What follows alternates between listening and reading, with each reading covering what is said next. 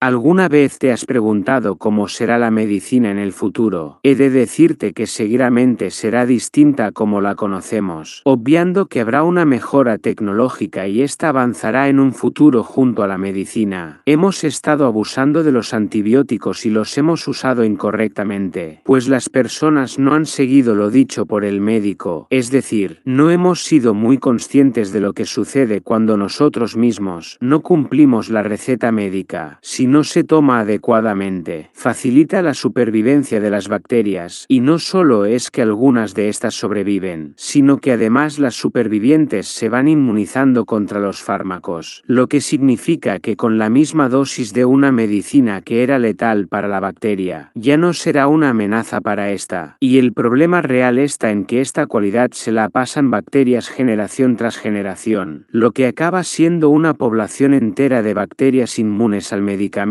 Es decir, en un futuro no muy lejano, cuando consumas tu medicina habitual, ya no servirá de nada, pues las bacterias ya son inmunes contra estos. Estas bacterias se conocen como superbacterias, y por lo tanto, con lesiones comunes que curamos fácilmente con medicamentos, en un futuro, quizás no se curen y tendremos que pasar una enfermedad duradera o incluso conducirnos a la muerte. Y no es una exageración sino una realidad. De hecho, se estima que 1,27 millones de personas perdieron la vida en 2019 a causa de estas superbacterias. Entonces, ¿cuál es la solución? Pues bienvenidos a El Copépodo Divulgador, donde hoy vamos a hablar de los bacteriófagos, también denominados simplemente fagos. Son virus que infectan exclusivamente bacterias, de hecho son extremadamente eficaces, pues de hecho se dice que los bacteriófagos son la cosa conocida más mortífera del planeta.